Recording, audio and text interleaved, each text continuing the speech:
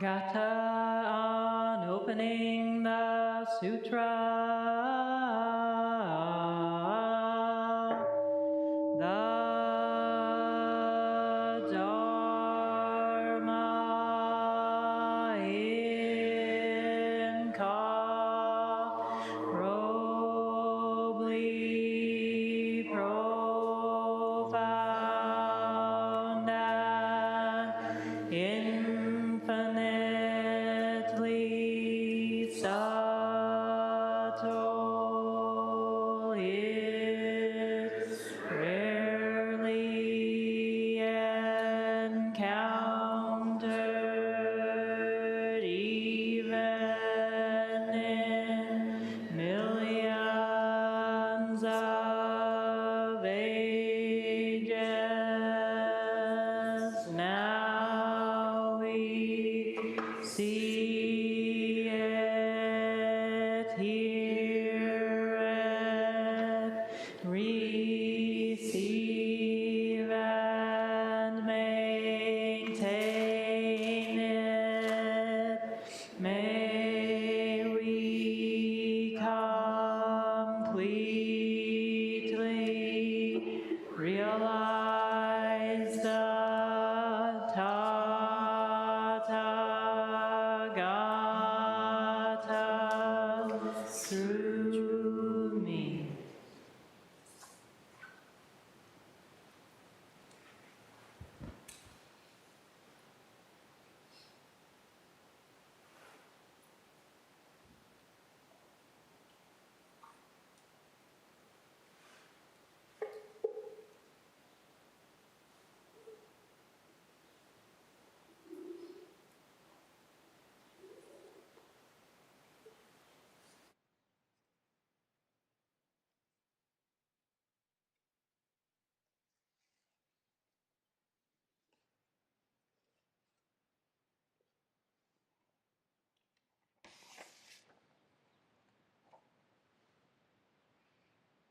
A lot of things to organize up here. The book won't even stay open. Okay. All right, here we are. Thank you. Thank you all for practicing and hanging in there and really making this session come alive for everybody.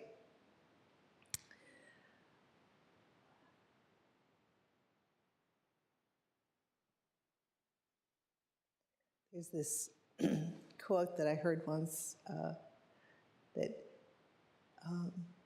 when someone sneezes in Toledo, someone in Shanghai catches a cold. Just sort of really feeling how much we affect each other. And that seems so heightened at session, does it not? And that is such a beautiful thing. You know, think about all the people that are walking around wondering if they matter, right? And we matter so much to each other. I mean, we have such a huge part to play in each other's lives, in holding each other up. And that's just, there's so much joy in that. And weirdly, there's a lot of freedom in that, right? Because we know we're here for each other. It takes care of the loneliness in one big swoop, right? Okay, so we are working on Bodhidharma, and we're also working on the Avatamsaka Sutra, which this is only one book out of many. The sutra's like, a lot of pages. This is about 400 pages.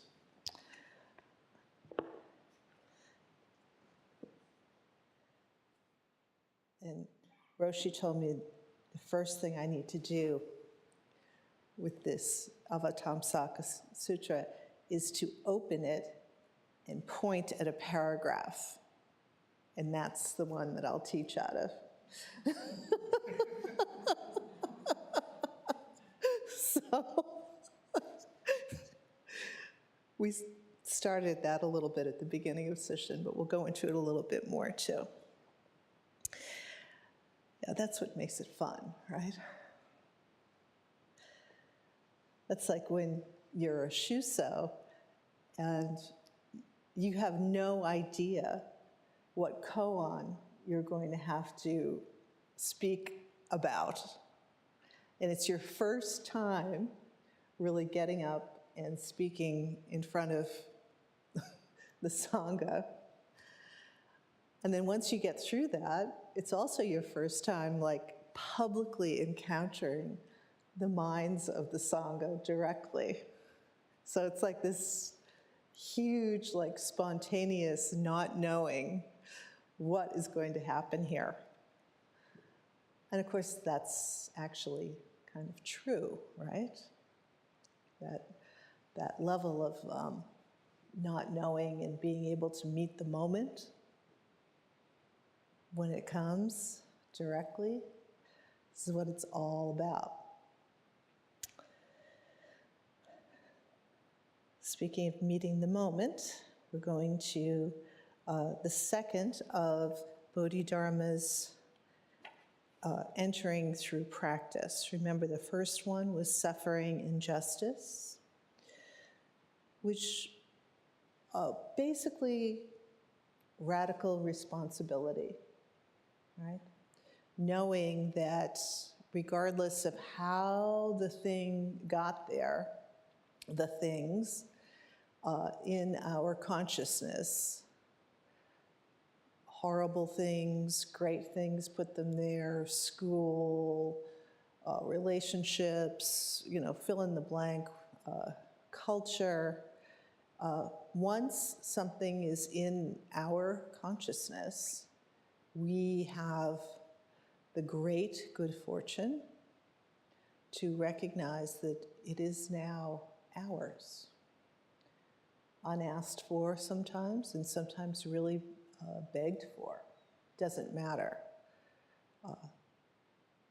And when Dharma practice shows up, it's like, oh, instead of wrestling with that and trying to figure out how to form an identity around that and who to blame and all these things, the Dharma practice comes along and says, great, all these ingredients in your consciousness right now and your unconscious, all fuel for practice. All the ingredients of our life are now the ground of awakening. Honestly, if we got just that, that is the teaching, right? All the ingredients of our life, the ground of awakening is right here.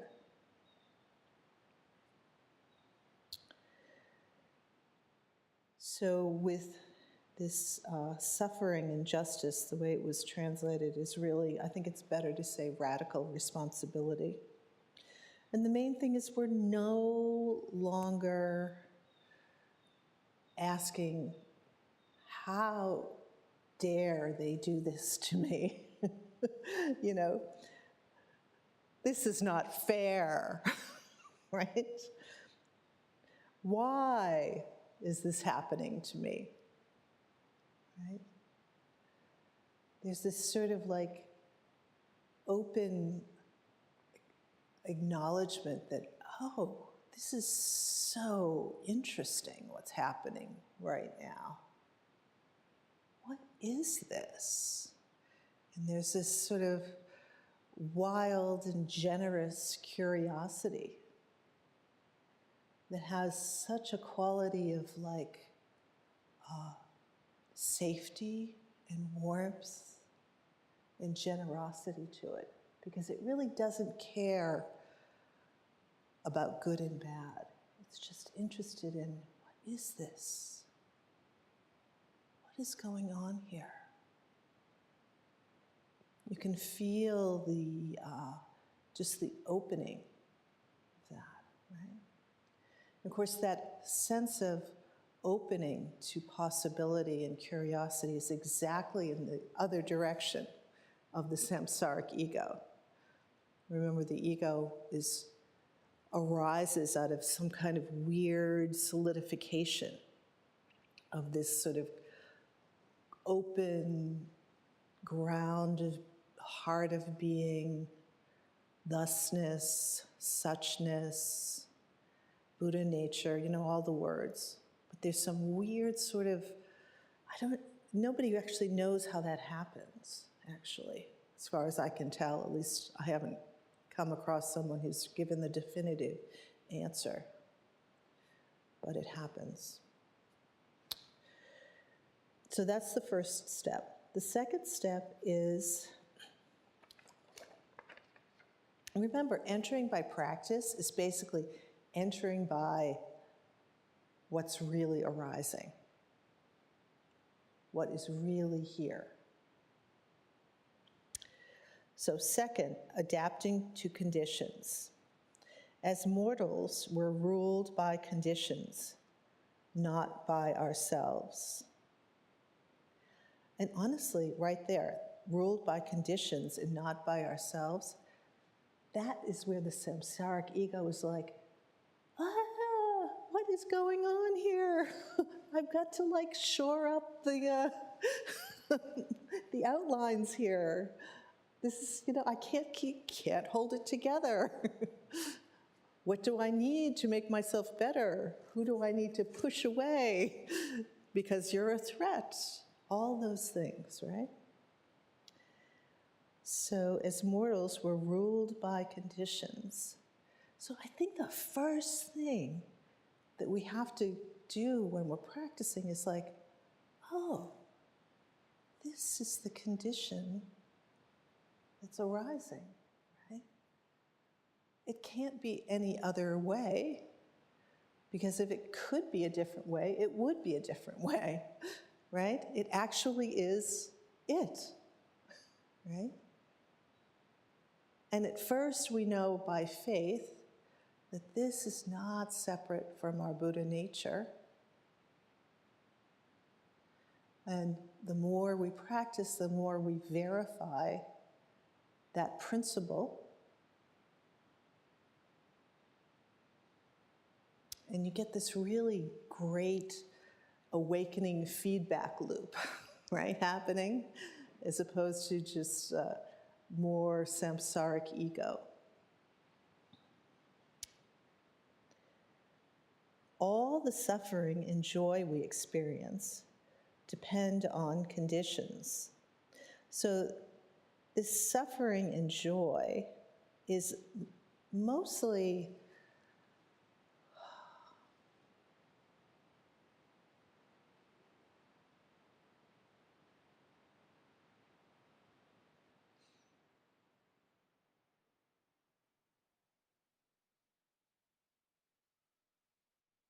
like hearing those girls talking is just hearing, right? And then somehow we put some extra things on that. Pleasurable, not pleasurable.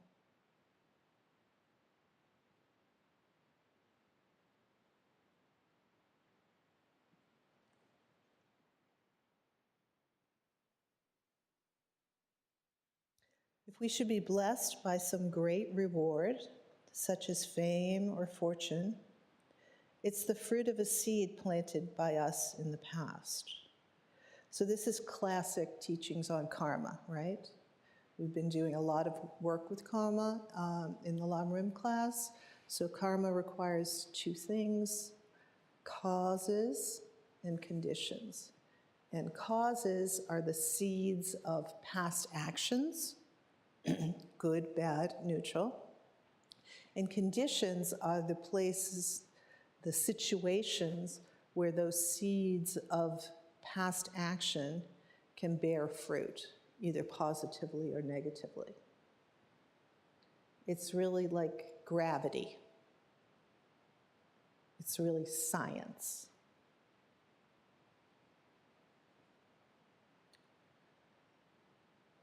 When conditions change, it ends. So how wonderful. This is like, sesshin is like the perfect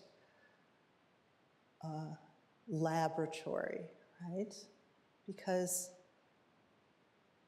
how many internal conditions have changed for us over the course of even a couple of minutes, right? Our internal conditions are changing all the time. The mind is throwing itself up, right? Our body is having whatever levels of pain or comfort we're experiencing.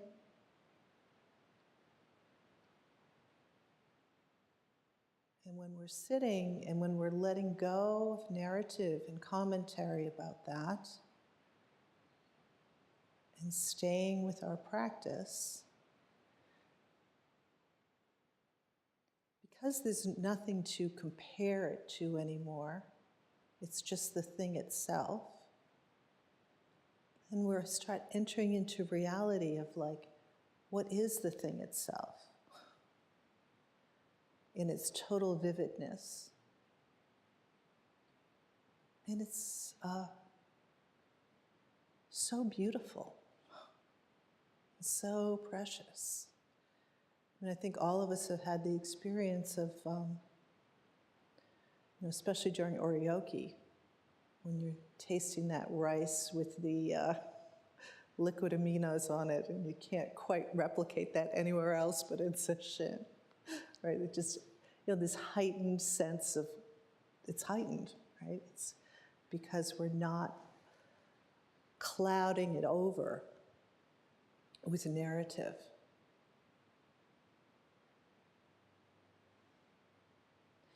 Like eventually, like having some commentary on it is fine. It's sort of like a little bit of a sprinkle of salt, and it kind of can draw the experience up a little bit more perhaps, but it's not the main thing. It's not the main thing at all. The main thing at all is coming from this mysterious process of unhooking from narrative and being bathed and washed in silence. And that silence doesn't have any edges. So we're experiencing our life without comparison.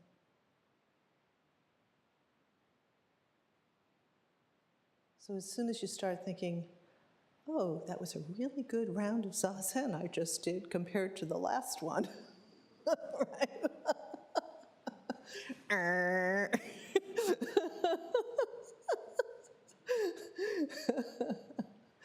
I am so not doing this practice right. Basically, anything your mind throws up, let it go, let it go, let it go. And I promise you, all the security, all the love, all the beauty, all the things that our samsaric ego is so desperately trying to accumulate for us, all right here,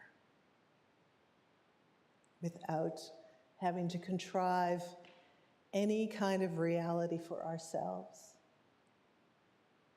And that's true for everybody.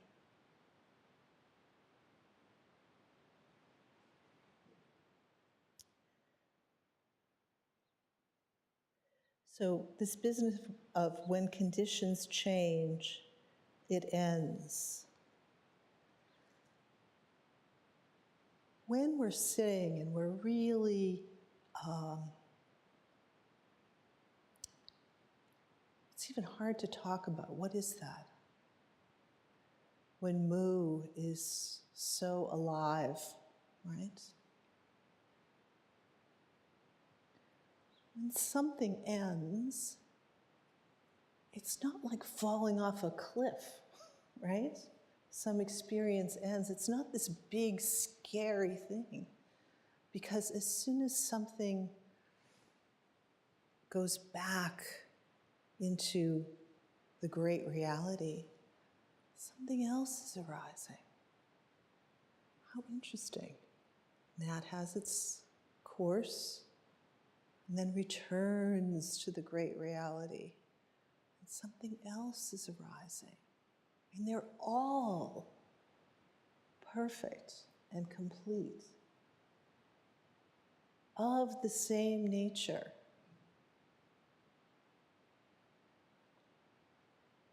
Life, death, in sickness and in health, same.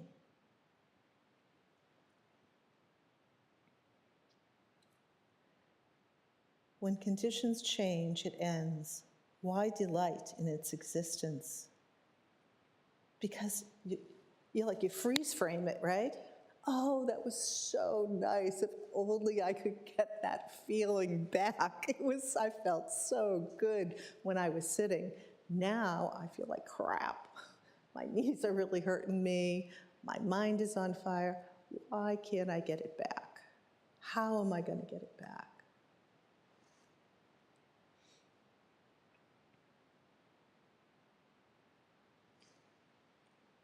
This is the condition you're in.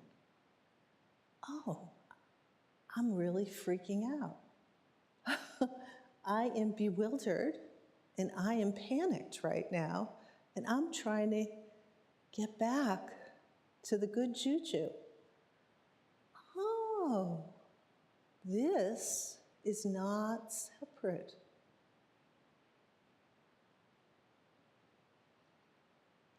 This is completely empty, completely open, completely free.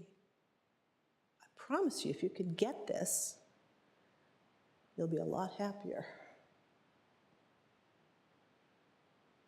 And you'll be able to love and serve people in a way that will bring you so much joy.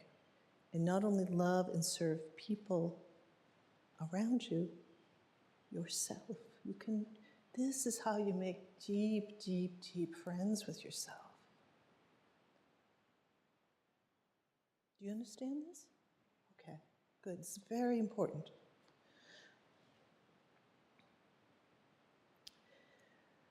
But while success and failure depend on conditions, so in this sense, conditions is really what he's referring to as our ego judgment.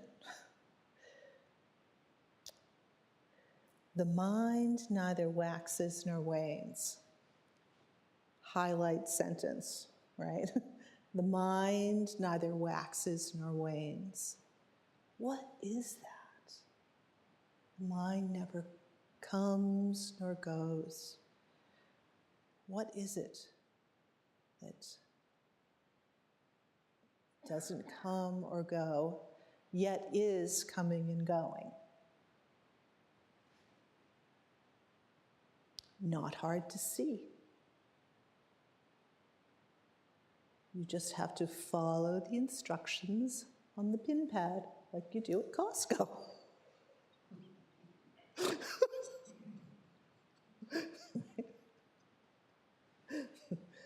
To see the mind that neither waxes nor wanes, you have to merge with that. And the only way to merge with that is to see the jumping around, jumping bean, hopping back and forth, paranoid, crazy thing going on up there. As it, let it go, let it be, let it return to the great reality. Let it return. But I can't do it, I can't, I've tried, I can't, this is so making me even worse, this is making me more crazy. Oh, that too returns to the great reality. Right? So, I mean, the nice thing about Dharma practice is no matter what gets thrown up, The practice beams right through all gloom and doom. Truly, right? And we know this. We experience this for ourselves. This is a good thing, as Martha Stewart likes to say.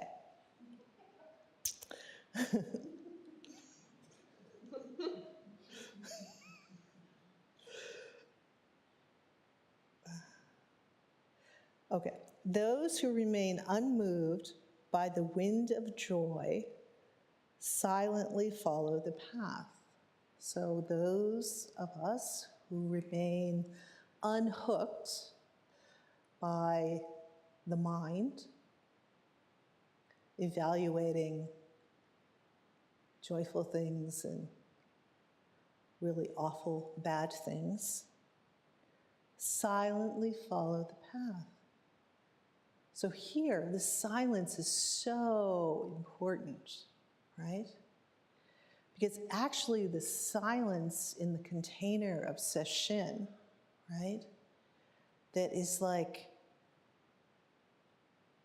all the Buddhas and the Bodhisattvas rising up and holding us.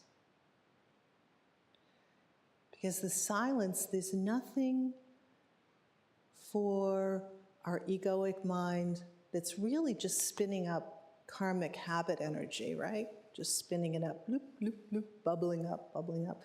Like if it was oil, we would be rich or something, you know?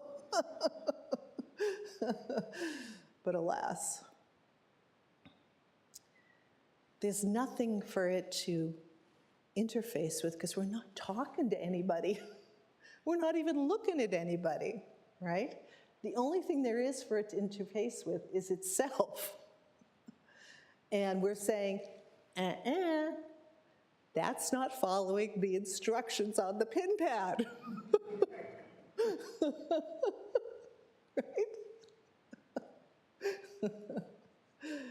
The instructions on the dharmic pin pad of life say, I'm going to notice what's arising, and I'm going to see it, acknowledge it, let it go. Return to the great reality. This is silently following the path.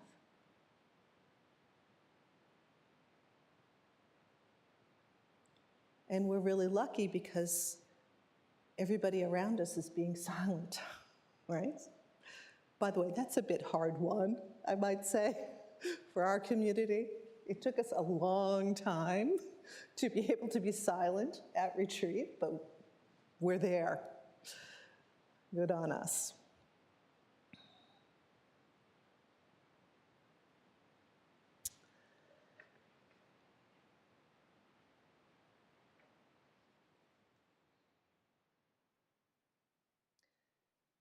Really pay attention. We're in this like sanctuary, in this safety, in this like mandala of awakening, right? Everything is conspiring to support. Talk about causes and conditions. Everything is conspiring to support our awakening here.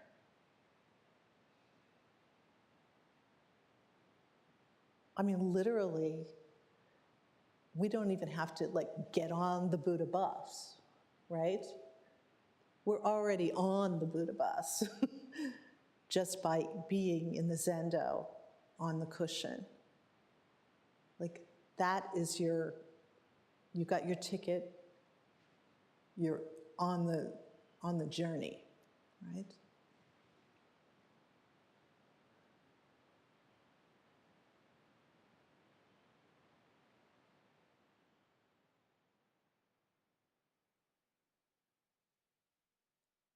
That said that all sounds are sounds of the Dharma, right? When we're really practicing that is the sound of the Dharma. That is the sound of the one body of the Buddha, which is nothing other than ourselves.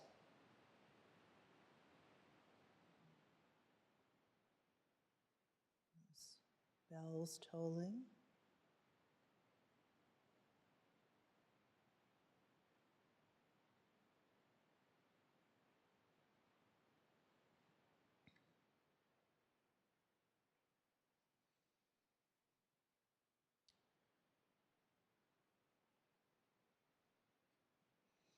Okay, we're going to read from the Avatamsaka Sutra now.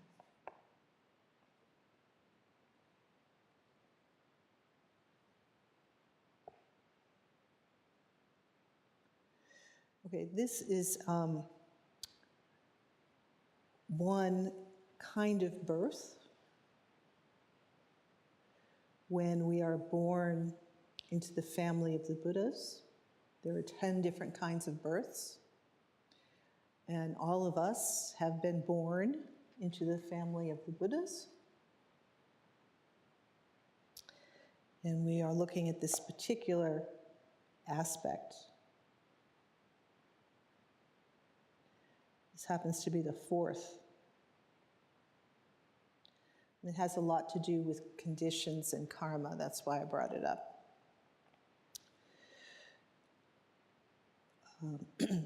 What is enlightening beings, so Bodhisattva's birth, as offspring of purification of the intent in viewing past, present, and future.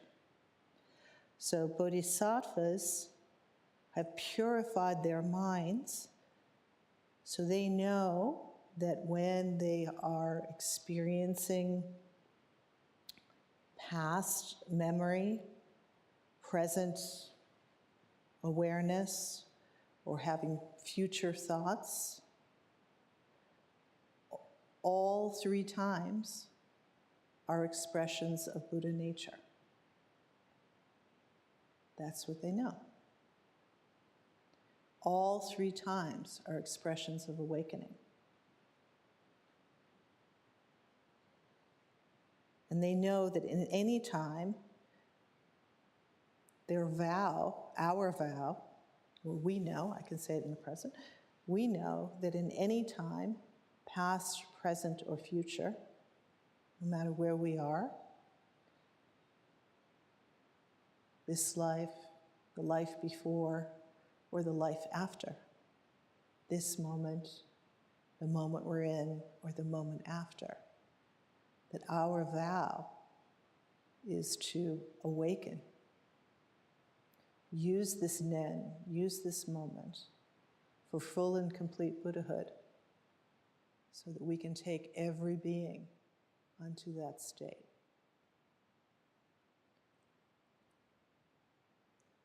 And really let yourself feel the joy of that.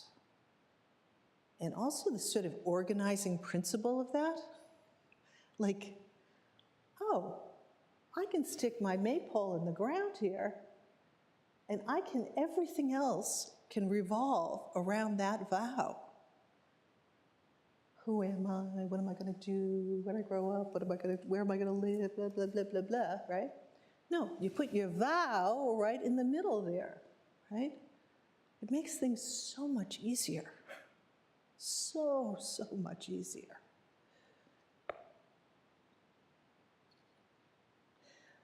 Here, enlightening beings become pure in the element of intent. So we've thoroughly investigated our bodhisattva vow. And this purity, honestly, there's so much coming up right now around purity and the temple. And Roshi's been talking about how he really feels that the way that the temple is expressing itself, that it's having so many ripples out into the world. And because it's having these ripples, we all have to really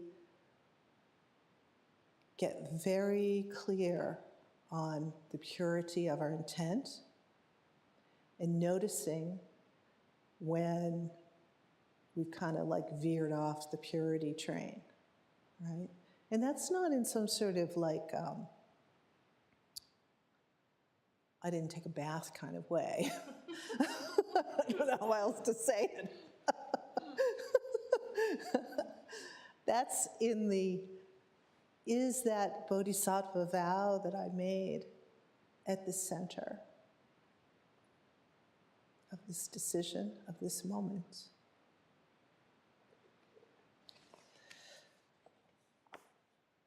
Of course, then it manifests as like, am I in the Dharma triangle or I am in the drama triangle, right? Which he also was like really focusing on that a lot. And Kensei did a great job yesterday talking about that. That's been so clarifying. Okay. They come into the range, this is very hard to read, it's small. They come into the range of the enlightenment of Buddhas. So here we are, right? You are in the range of the enlightenment of the Buddhas. Don't forget that, right? You can trust that and keep reminding yourself of that, right? This is a mandala of awakening that you're in. They enter the ocean of methods of enlightening beings. Their minds are firm, that maypole, right? Governed by an intent as strong as steel, right? So this vow keeps carrying us through lifetime after lifetime after lifetime. They are aloof from all forms of existence. So in other words, they don't get tangled up in samsaric silliness, right? They are attentive to the accomplishments of miracles of all Buddhas. So this magic that is so much a part of Buddhist practice. It doesn't get a lot of airtime, but nevertheless is real and is happening here. They gain higher direction so as to increase the keenness of awakening faculties. So this higher direction comes from your own inner guru, right? You sitting there on the cushion, practicing. That is your higher direction.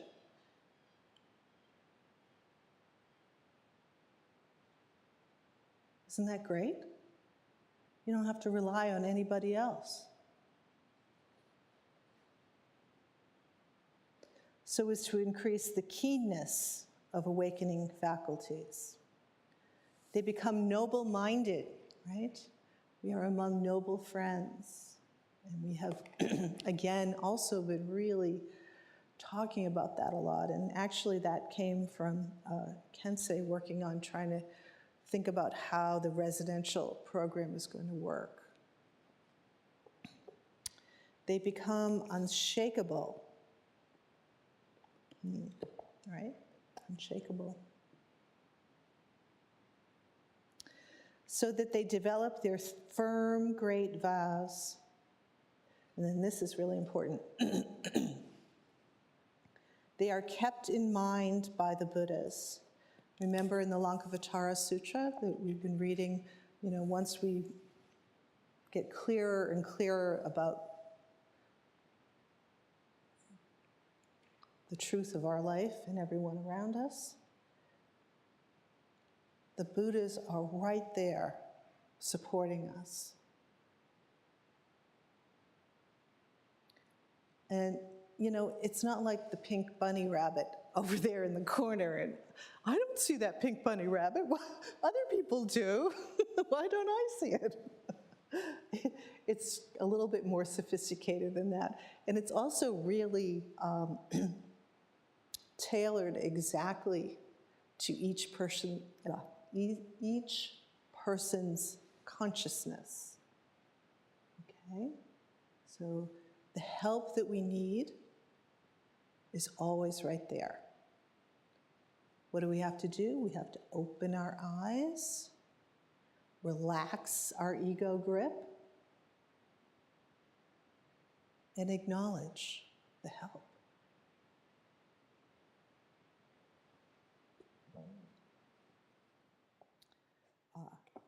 So when you're kept in the mind by the Buddhas, what happens?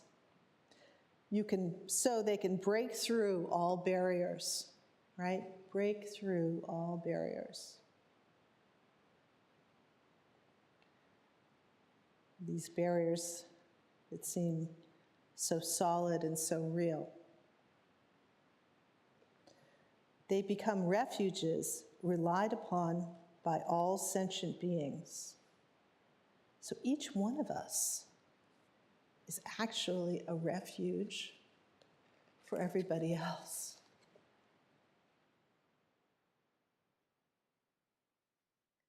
You gotta own that, baby. You gotta take that really seriously. It's a big privilege, and it's a big responsibility.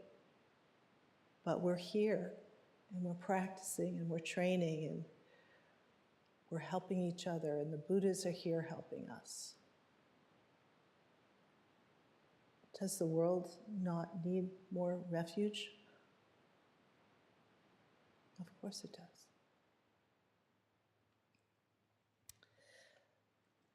So for the sake of all beings, may we be their refuge. May we purify and realize and actualize our Buddhahood for their sake. May we take them all, every one of them, to full and complete Buddhahood. May it be so.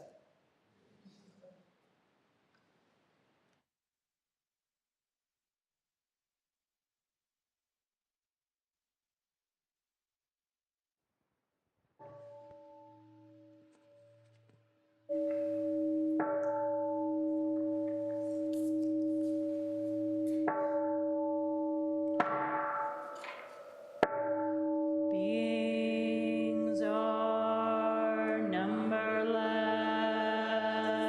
I vow to free them. The illusions are inexhaustible. I vow to end them. Dharma gates are boundless. I vow to enter them. The Buddha way is unsurpassable. I vow to embody